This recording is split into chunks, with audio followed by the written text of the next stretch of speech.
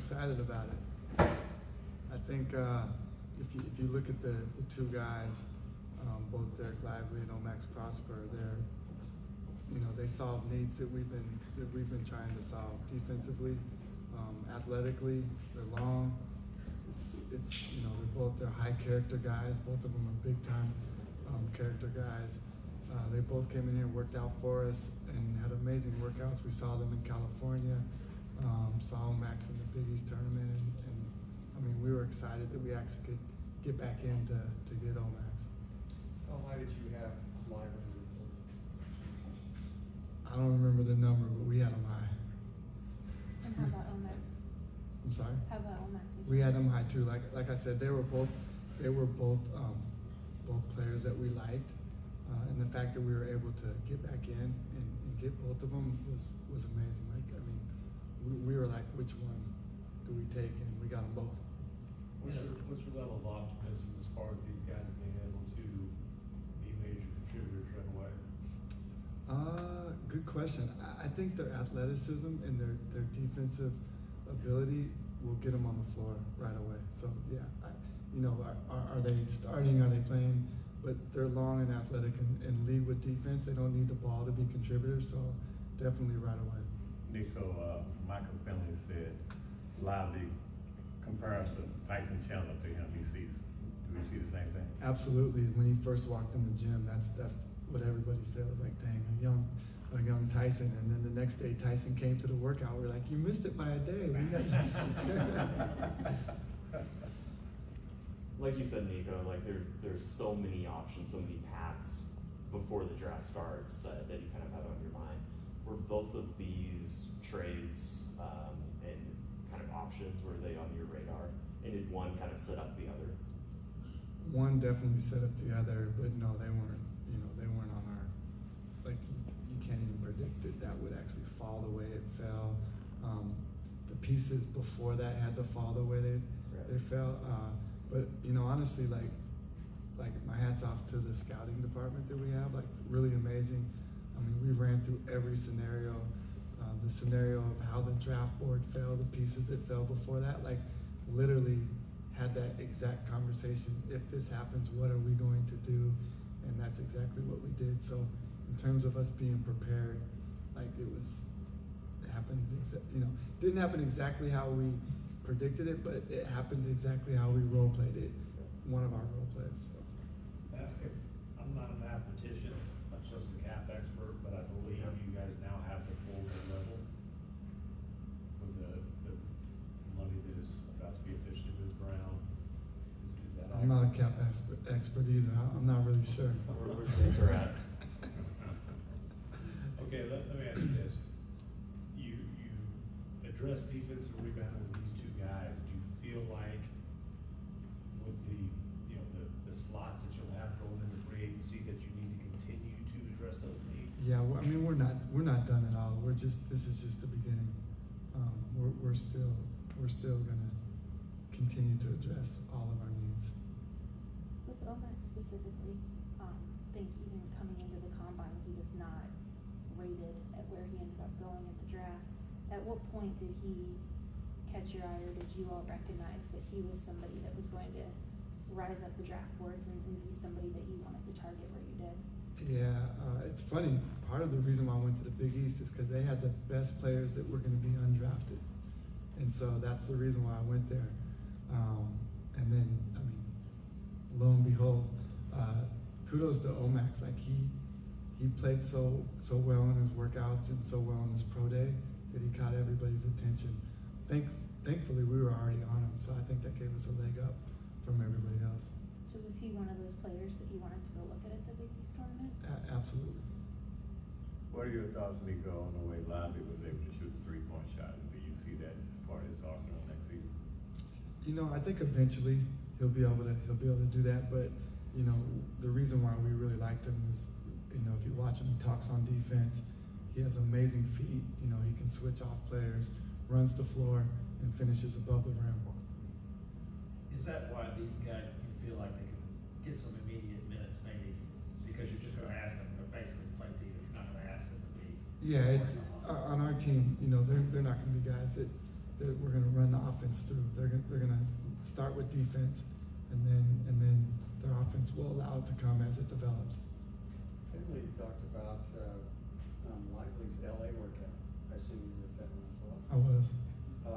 Was that eye-opening in any way? If Finley was talking about how he's knocking down three-pointers.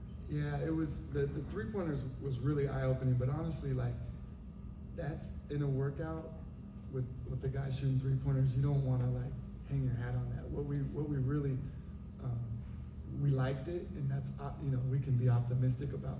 You don't know how long that takes, but what's going to get them on the floor is running the floor, playing above the rim, playing defense, being an anchor to the defense, rim protection, all the stuff that we really need. That's what's going to get him on the floor. And then if he can pop and hit a couple threes, great, but he's going to be rim rolling for at least a couple of years. Okay. Finley said the workout you guys had here was very defense focused, even kind of like your own defense. How much can you pick up on that? What stood out to you, and what do you guys kind of do with him when he was here? Yeah, I think, and honestly, this goes for both of these guys. They both love defense.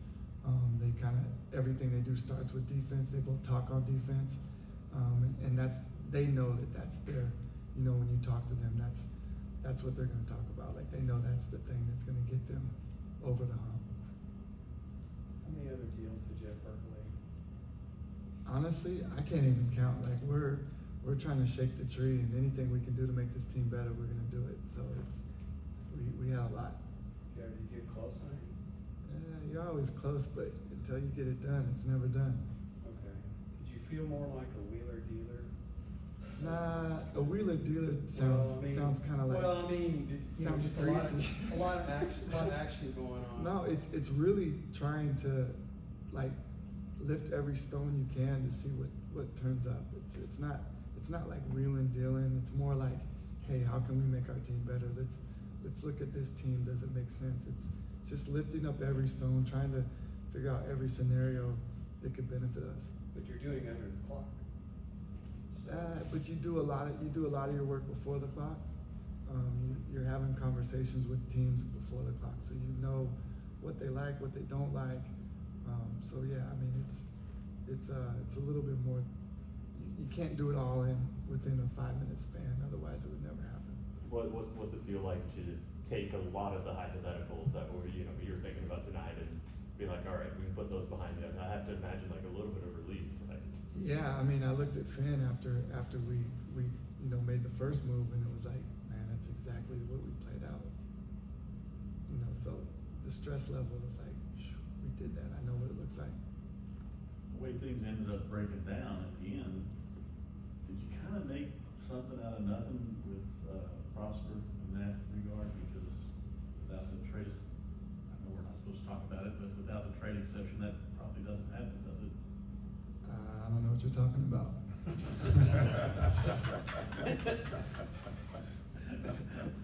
Could you talk a little bit about Mike Miles and how this contract came to pass?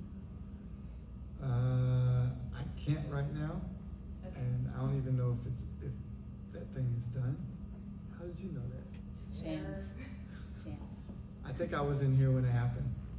I might need to go back there to make sure those guys aren't signing all our two-ways away. And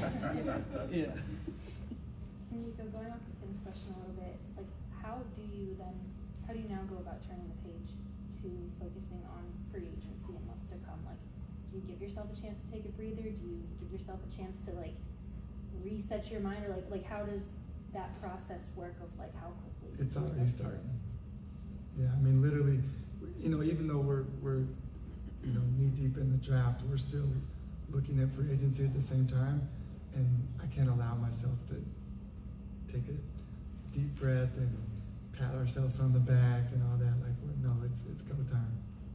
So free agency now, it starts. It's been starting, but now it's. I don't have to focus on two things. I can just focus on one thing.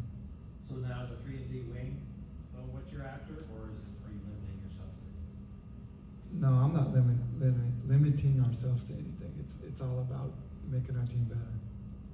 So that could come in any point. It can come in any form. I mean, everything's on the table. just like today in the draft. I mean, I think if you look at our past over the last 2 years, like we're not scared of making moves, and so everything's on the table. Whatever we think is gonna make the team better, we're gonna do. That's our obligation. Is it fair to say wing defense is a little bit of a need though for you guys still? I mean, I've talked about defense and rebounding and length and athleticism. Like, probably you guys are tired of hearing about it, but we did some of that today. Was there, Nico. was there any disappointment tonight at all? You seem really happy. I am. But I mean, I'm generally a happy person. Yeah. But no, we're really excited. Like we feel like we killed the draft. Thanks. Thank you. Format. Thank everybody for your coverage.